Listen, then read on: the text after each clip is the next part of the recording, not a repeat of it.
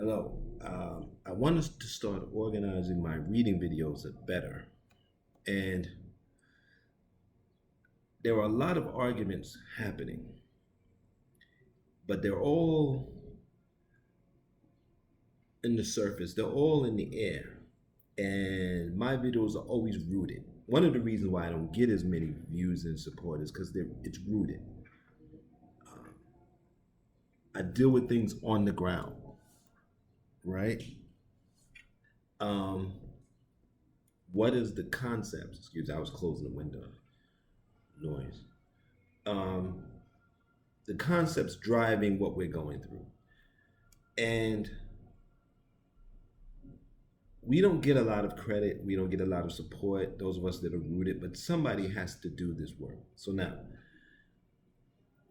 the first reading I'm going to do is Eugenics Is Back.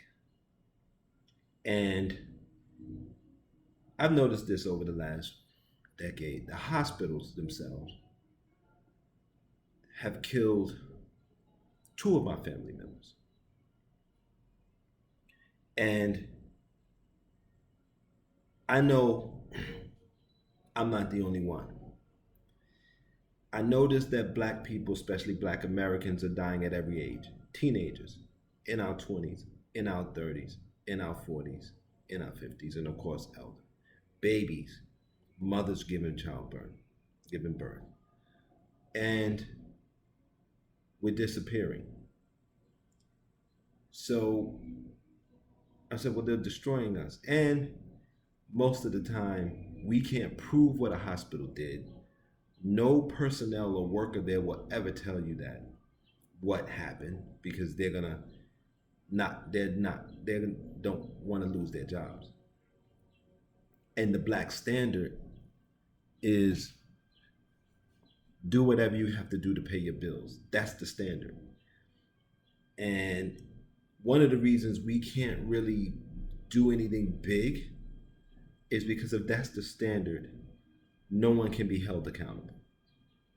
So that made me want to do this thing on eugenics, to tell you how it is. And of course, the way it works in the United States, all experimentation starts with the enslaved people that you've dehumanized, and then it works on its way on out to everybody else.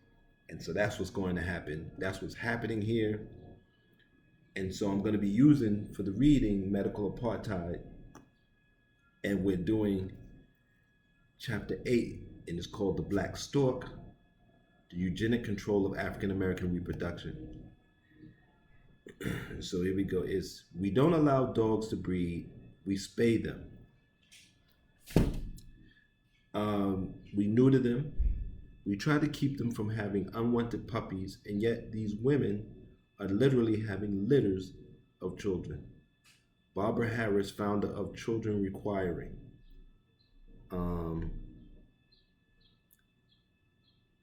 National Socialism is nothing but applied biology. That's Rudolf Hess, Berlin, 1934. So this is the kind of energy we're dealing with. We're dealing with that Nazi energy. We're dealing with that old slave master plantation energy. We're dealing with this with a genocide energy. So let's get into the reading. She might easily have endured the life of quiet desperation dictated by her birth, then vanished without a ripple. The granddaughter of a slave, the daughter of a sharecropper, and younger sister to 19 siblings. She was intelligent, hardworking, and loved to read, but she was also dark-skinned, uneducated, and a woman, a recipe for failure in rural Mississippi. The year was 1961, but it might as well have been 1861. This is still the case. We might as well be living in 1925 or 1825. She helped her family eke a hardscrabble existence on a plantation in Sunflower County by picking 300 to 400 pounds of cotton a day for $1 a hundredweight. They spent their days exhausted, hungry, and shabbily garbed, but her family never earned enough to break the cycle of debt and remained trapped in the usurious uh, latter day slavery called sharecropping, so usury. But she was not angry. A deeply religious person, she focused her energies on helping others and eagerly awaited the day she would have her own family. Her name was Fannie Lou Hamer.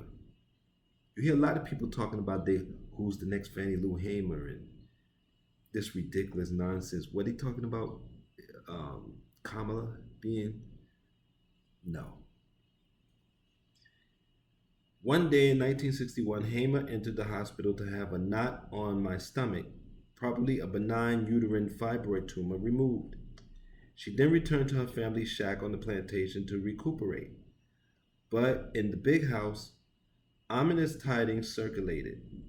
The owner's wife, Vera Alicia Marlowe, was a cousin of the surgeon who had treated Hamer. Marlowe gossiped to the cook that Hamer had lost more than a tumor while unconscious. The surgeon had removed her uterus, rendering Hamer sterile. The cook repeated the news to others, including a woman who happened to be Hamer's cousin, and thus Hamer was one of the last people on the plantation to learn that she would never have a family of her own. Quote, I went to the doctor who did that to me, and I asked him why. Why had he done that to me? He didn't have to say nothing, and he didn't. If he was going to give this sort of operation, then he should have told me. I would have loved to have had children. But a lawsuit was out of the question, Hamer recalled. At that time, me getting a white lawyer against a white doctor, I would have been taking my hands and screwing tacks in my casket. Again, my older sister was killed by the place she was in, and what we think is they over medicated her. That's usually what they do. And we asked my nephew if he wanted to pursue it and do a study, and he just said no. So it was his decision. But every time I've seen them kill a black person, hospitals kill a black person, and we say, hey, they killed them. Usually the family says, oh, I just don't want to, let's just put it behind us. So nobody's held accountable. I don't trust these people. And I'll tell you more as we get into this. A rage seized her and she complained bitterly about her fate, but she also grew fascinated by political power as a means to redress injustice. And soon she did the unthinkable. She tried to register to vote, but she was rejected at the polling booth, and when she arrived home, the angry owner threw her off the plantation where she had lived for 19 years. People who say they don't do politics are insane. Everything's political. Everything's political. The sidewalk you walk on, if you even have a sidewalk on your block, the street you drive on, the stores you shop at, all of that is political. Now, of course, everything comes from the mind, and we use the political apparatus to create and build what we're thinking. So when you see layouts of stores, layouts of highways, layouts of streets, everything's political. What you're eating is political. What you're watching is political. So everybody does politics. So shut the hell up, but I don't do politics. It didn't matter because Hamer was no longer a sharecropper. She was now an uncompromising political dynamo who would become one of the most powerful leaders and symbols of the Southern Civil Rights Movement. She always spoke of her Mississippi appendectomy as the galvanizing force that propelled her into a national leadership role, and she always spoke regretfully of the children who would never have, or she would never have. She was a lifelong opponent of birth control. There are no Fannie Lou Hamers today. Stop it. There are none. Because most black people today take the path of least resistance. When she was harmed, she did something about it structurally. Even if you take most of the people who were killed by police and you take the lawsuits that their families got, you never hear from those families again. I don't know what they signed to get those things, but um, when they get those lawsuits, you never see them. They're never at a protest. Then you never see them again. So, and I don't begrudge them. I don't judge them, but there are no Fannie Lou Hamers. Barack Obama told a reporter, Remnick, from the New Yorker, I believe, famous editor. Remnick asked him about race, and he didn't want to talk about race. And Remnick said when he was walking the room, Obama caught him and said, listen, when it comes to race, I'm damned if I do and I'm damned if I don't. So in my mind is like, if you're damned if you do and you're damned if you don't, show some courage and do something then. But most black people did what Obama did.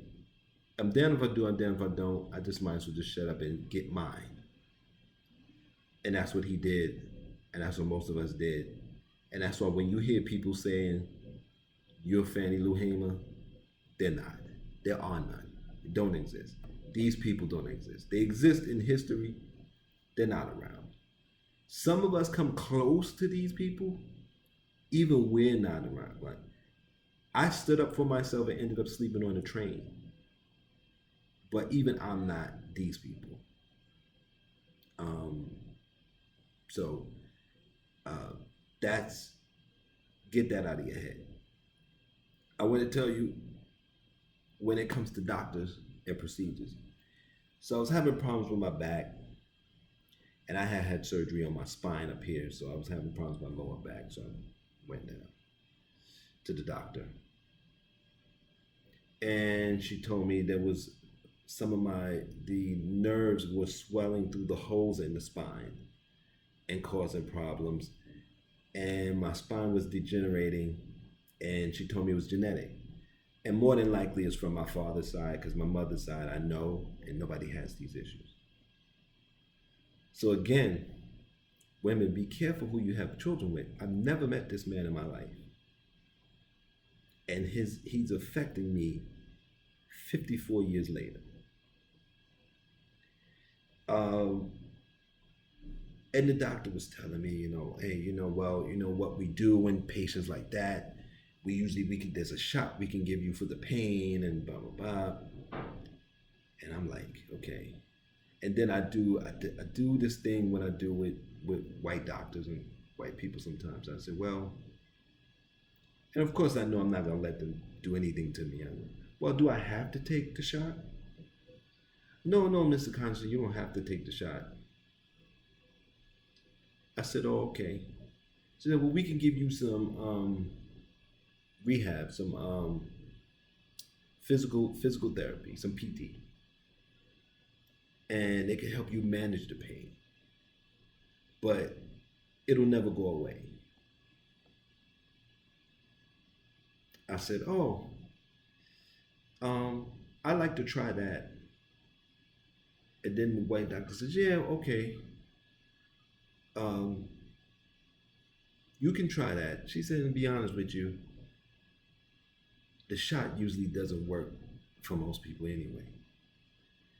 So in my mind, I'm like, so why did you want to give it to me? You see, this is what healthcare is. They're giving you stuff that they know doesn't work. And anything they're going to be shooting into your body is going to have some effect on the rest of your body. So I said, yeah, I'll do the PT. And she said, but the only thing with the PT is it'll help you manage the pain, but you'll always have it. And I told her, all we do is carry pain. And she looked at me funny. See, so I went from a submissive to now I'm aggressive. Because now you were going to hurt me if I didn't ask, if I didn't stand up for myself. So that's why we don't trust doctors. And with Trump, we ain't going to lose our health care anyway.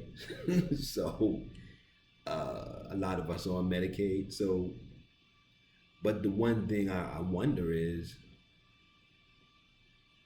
that a net positive, a net benefit or net destruction, I don't know, for black folks. Because I'm telling you, these medical, there's no healthcare, forget that, because nobody cares about your health. But this medical industry and everybody in it, and I know people who work in hospitals, everybody in it from top to bottom is corrupt. And you shouldn't trust any of them because they're not working for your health, they're working for their paychecks. We'll come back with the second video, with the second part, and we're going to do this whole chapter and deal with eugenics. Until next time, try to be safe. And remember, use this information in your life. Try to use it.